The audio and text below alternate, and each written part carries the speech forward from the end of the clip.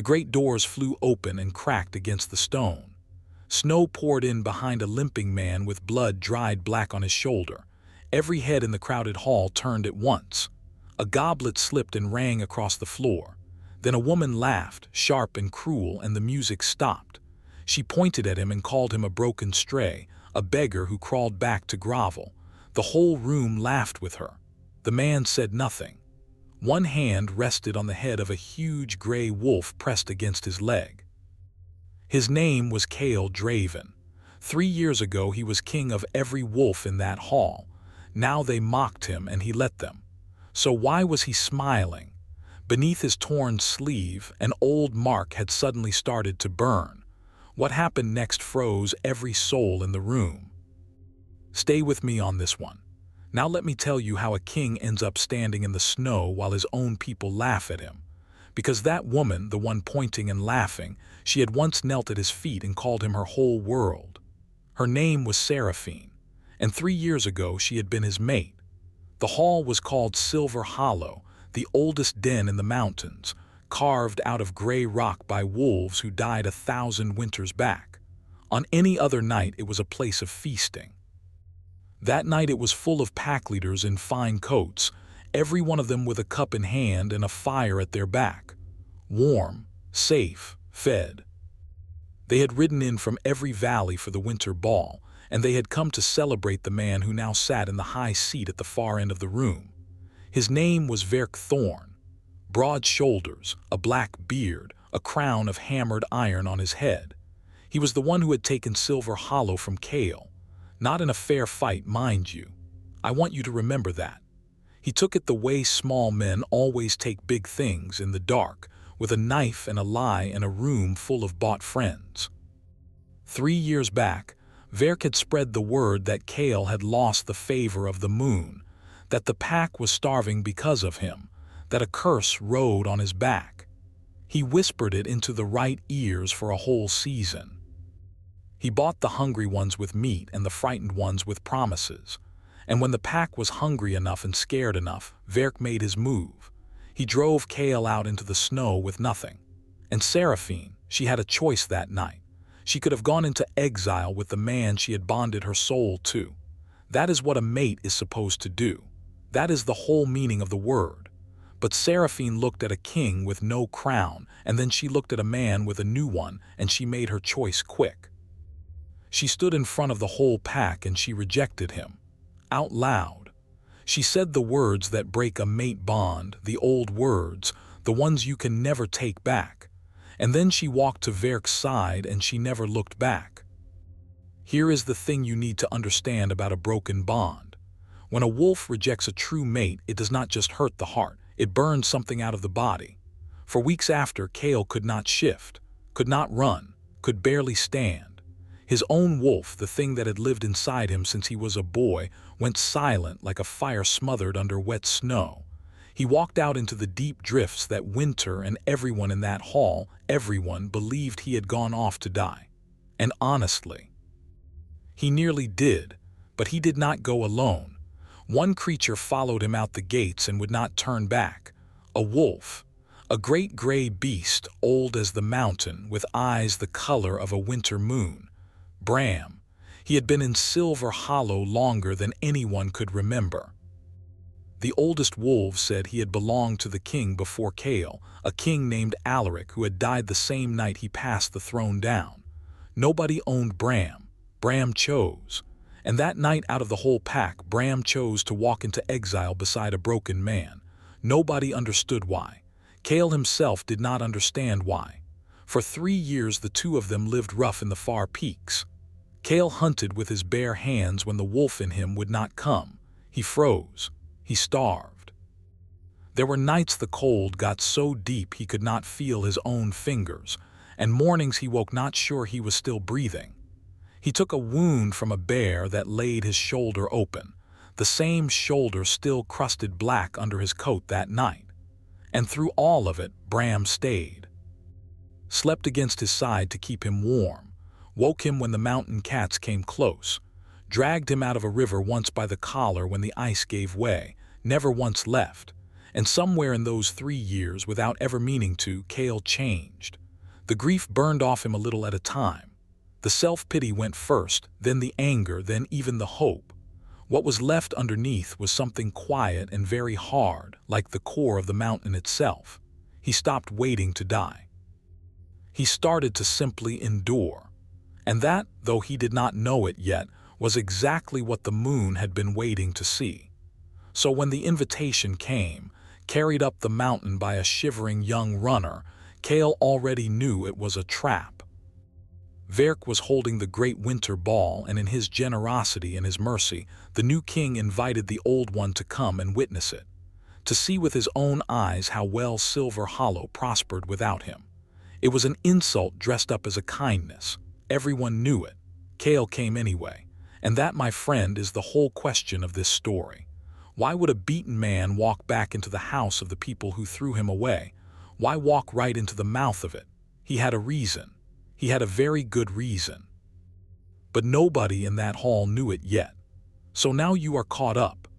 Now you know why the room was laughing, and why Seraphine's finger was pointed at his heart, and why Verk sat back in his stolen chair with a smile on his face. They thought this was the end of Kale Draven's story, a sad man crawling home to beg. They were about to find out how wrong they were. Seraphine stepped down from the high seat. She wore silver and white and jewels at her throat, and she moved like a woman who had never once in her life gone hungry. She crossed the floor slow, letting everyone watch, and she stopped just in front of him, close enough to touch.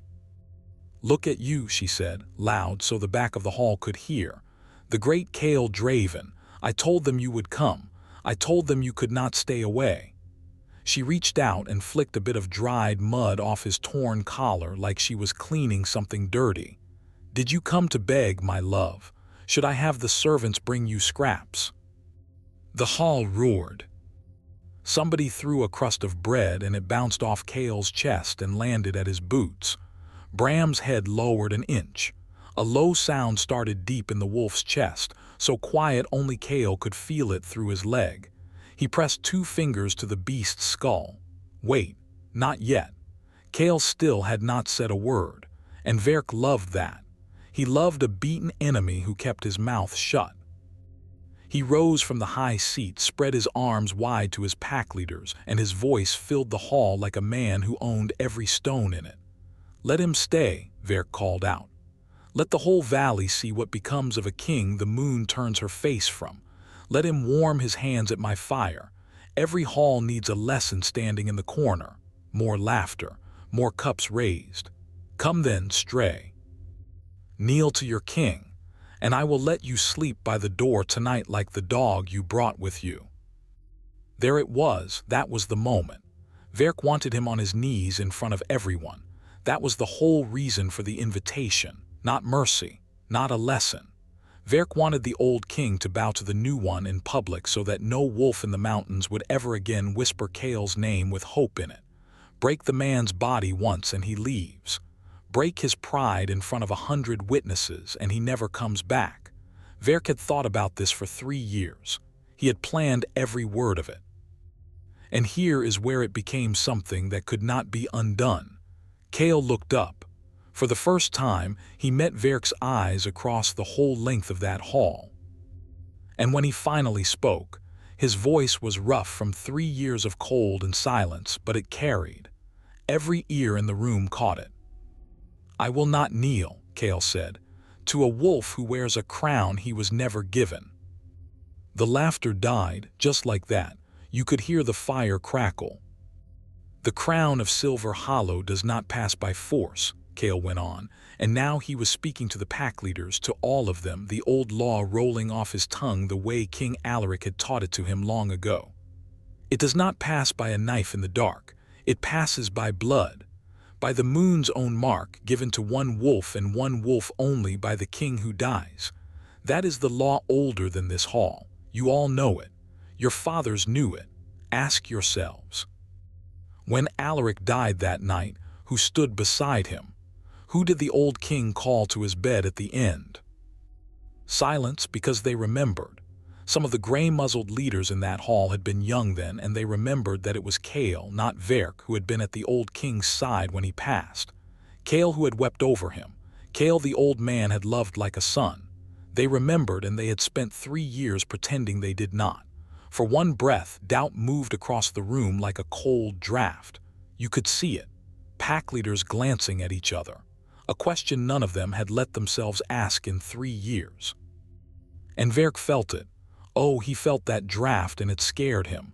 So he did what small men do. He laughed. Big and loud, forcing it, slapping his hand on the arm of the high seat. Blood and marks, Verk sneered. The old man is 3 years dead, and whatever mark he carried rotted in the ground with him. Look at this creature. Look at him. Scarred, starved. He cannot even hold his own wolf shape anymore. Does that look like a king chosen by the moon? The moon does not mark the beggar at the door. He waved a lazy hand. Escort the stray to the fire. Give him his bread. The night is young, and I am done with him. And just like that, the tension broke. The pack leaders laughed again, relieved, glad to have their easy night back. Guards came forward and took Kale loosely by the arms, not rough, just moving him aside like furniture. Someone started the music up again. Seraphine turned her back on him and glided toward Verk, satisfied, done. Cups clinked. The moment had passed. Everyone in Silver Hollow believed the show was over, that the broken king had been shamed and shelved, and now they could get back to their feast. It was over. That is what the whole hall thought. It was finished. It was not finished. It had not even started, because Seraphine could not help herself. She got halfway to the high seat, and then she stopped, and a nasty little thought curled up in her. She wanted one more twist of the knife. She had seen the doubt in those old wolves' eyes, and it gnawed at her, and she meant to kill it dead. She turned back around and walked to Kale where the guards held him, and she reached for his arm, for that torn sleeve, meaning to rip it wide open and show the whole laughing hall that there was nothing underneath but old scars and cold skin. Nothing. No mark. No king. She wanted to prove him a liar with her own hand. Her fingers closed on the cloth. She tore it down, and the mark beneath was on fire, not a scar, not a brand. A living thing of pale silver light, coiled around his whole forearm, the shape of a wolf running inside a full moon, and it blazed so bright it threw shadows up the walls. Seraphine screamed and fell back, cradling her hand as if she had touched a hot iron, because she had. The moonmark of Silver Hollow, the true crown, the thing Alaric had passed to Kale in secret with his last breath, burned any wolf who dared lay claim to what it protected. It had lain quiet for 3 years, sleeping under his skin, waiting for this exact moment in this exact hall in front of these exact witnesses. The music screeched and died a second time. Cups shattered on the floor. 100 pack leaders were on their feet, and every single one of them was staring at the light on Kale Draven's arm, and every single one of them knew what it meant. The old law does not lie. The moon does not mark a beggar. The crown was never lost. It had only been hidden, and now it had shown itself to the whole world. And if you have followed this broken king all the way from the snow to this moment, if your heart is pounding the way mine was when I first heard this told, do me one small thing right now. Hit that subscribe button, because what happened next is the part they still talk about in those mountains, and you are going to want to be here for it. Verk came off the high seat like a man on fire. The color had drained clean out of his face. Because in that one flash of silver light, everything he had built over 3 years came apart. The lie was dead. Every wolf in the hall had seen the true mark on the true king, and Verk knew, better than anyone, that a pack will turn on a usurper faster than a winter wind. His whole reign was hanging by a thread, and he had one chance to cut it. Kill him, Verk said, just like that, quiet at first, then louder, snarling it, spit flying from his beard. Kill him, kill the beast and burn the mark off his corpse. A dead man has no crown. And you feel it, don't you? You feel how the whole thing just changed. A minute ago this was about pride, about making a proud man kneel. Now it was not about pride at all. Now it was about survival. Verk was not trying to shame Chaol anymore. He was trying to erase him right there before the doubt in that room could turn into a rebellion. Because a live king with the true mark is a rallying cry. But a corpse can be buried and forgotten. Verk understood that in his bones. So did Chaol. The guards holding Chaol's arms hesitated. One heartbeat. That was their mistake. Because they were looking at the mark and they were remembering the old law, and a soldier who hesitates has already half chosen his side. Chaol did not hesitate. 3 years of starving in the peaks had turned him into something harder than any of these fat hall wolves knew. He drove his elbow back into the throat of the guard on his right, spun low, and the man went down choking. The second guard grabbed for him, and that is when the whole thing broke wide open. Because Bram moved. I want you to understand something about this wolf. For the entire scene, Bram had done nothing. He had stood at Chaol's leg, patient, quiet, letting the humans throw their words and their bread. Everyone in that hall had taken him for what he looked like, an old gray dog, a beaten king's last sad companion. They forgot he was there. That was their second mistake. When the second guard's hand closed on Chaol's shoulder, Bram came off the floor. He did not lunge like a normal wolf. He rose. He rose up onto his hind legs, and he kept rising, taller than a man, and the gray of his fur ran through with the same silver light that burned on Chaol's arm, and his winter moon eyes blazed white. The pack leaders in the front row scrambled backward over their own chairs, because this was no dog. This was the guardian of Silver Hollow, the Moon Wolf. The one the old stories said walked beside the true king and no other, the beast that had served the bloodline since the first stone of the hall was laid. Bram had not followed a beggar into exile for love or pity. Bram had followed his king.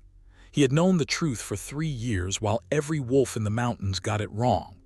The guard who had grabbed Chaol's shoulder looked up into that wide-eyed face, and he let go and he ran. Smart man. Bram put himself between Chaol and the whole hall, and he threw back his head and he howled. And that howl was not a sound. It was a summons.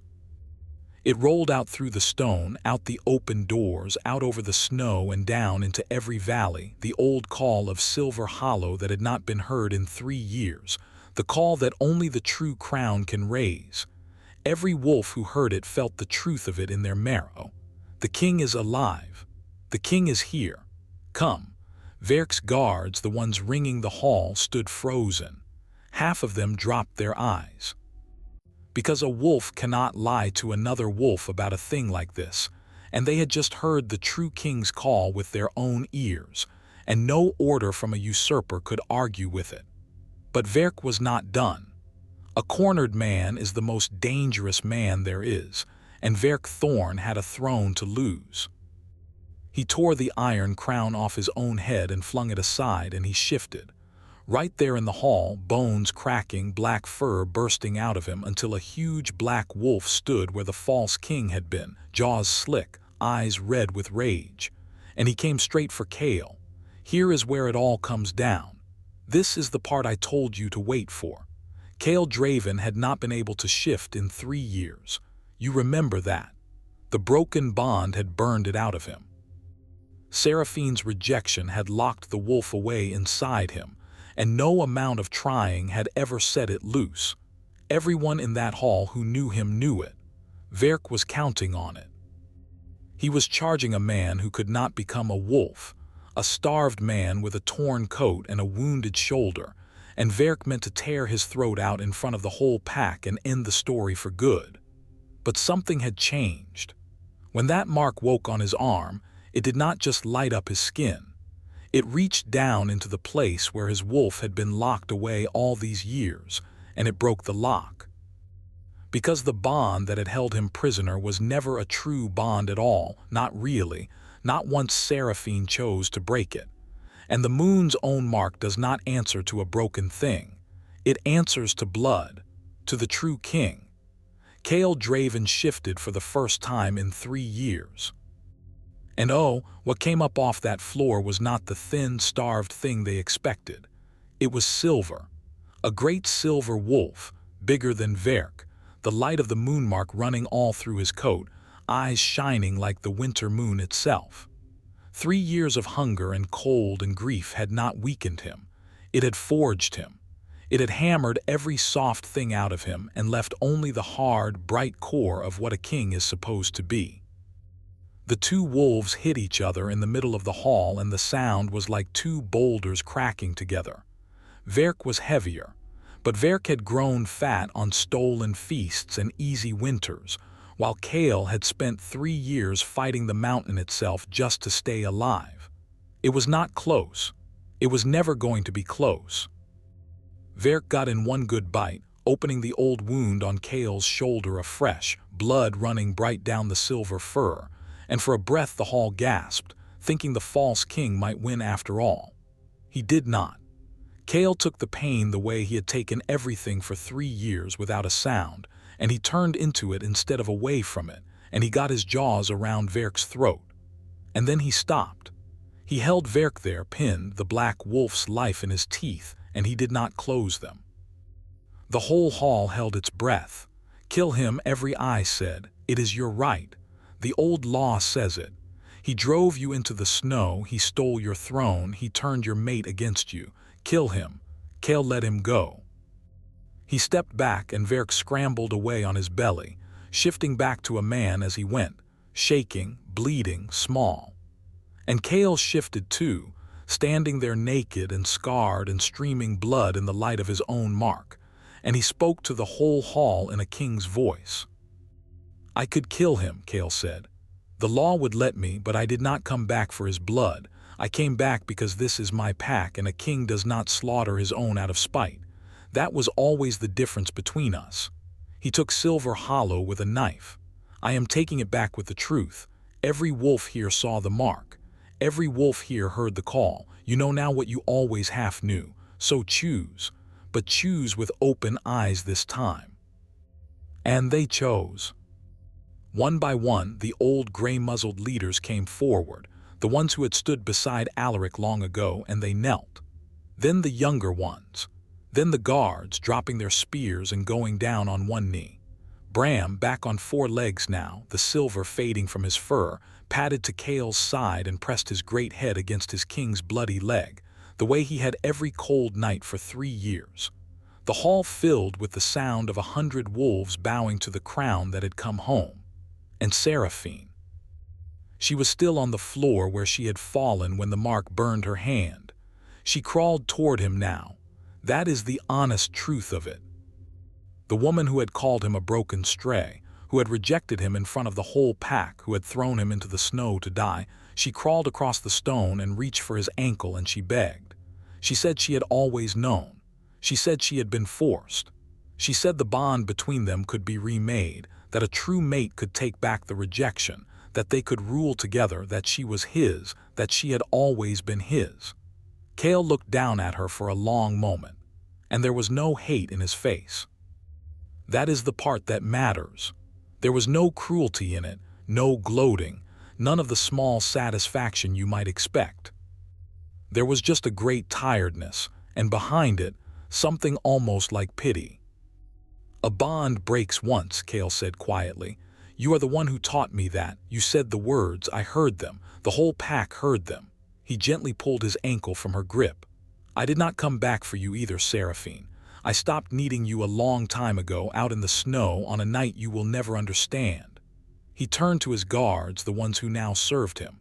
She is not to be harmed, but she is no longer of this pack. See her to the border by morning. Wherever she goes as she left me, alone. They led her out. And she did not laugh, and she did not point, and the whole hall watched the woman who had mocked a king walk out into the same snow she had once condemned him to. Nobody threw bread at her. Nobody had to. There is a kind of justice that does not need a single cruel word, and that was it. The winter ball was over. The feast tables sat cold and forgotten, but nobody left Silver Hollow that night. They stayed, all of them, and they talked in low voices about the thing they had seen, the mark that could not be faked, the guardian wolf that had walked in exile for 3 years beside the one true king, the silver wolf that rose from a man everyone had counted dead. Stories like that do not stay in one hall. By spring they were being told in every valley in the mountains, and they are still told there today. Kael Draven took the high seat again. Not the iron crown, though. He had the Meltverk's crown down, and he never wore one after that. He said the moon had already given him the only mark a king needed, and it was on his arm where everyone could see it, and a wolf who needs iron on his head to feel like a king was not much of a king at all. He ruled Silver Hollow for a long time, and he ruled it well, the way Alaric had taught him, with a hard hand for enemies and an open one for his own. The pack never went hungry under him again. And what he had learned in those 3 cold years in the peaks, that a true thing does not need a crowd to believe in it, that the moon marks the one who endures and not the one who shouts loudest, he carried that with him to the end of his days. Verk lived. Kael kept his word on that. The broken usurper was driven out to the far edges of the territory, stripped of his name and his rank, and he spent the rest of his years as exactly what he had once tried to make Kael, astray at the edge of other packs' fires, begging scraps, telling anyone who would listen that he had once been a king. Nobody believed him. That was punishment enough. And Bram never left Kael's side. Not once, not to the end. The old guardian slept by the high seat every night, the same as he had slept in the snow, and when Kael grew gray himself many winters later, it was Bram's great head under his hand at the last, the way it had been on the worst night of his life.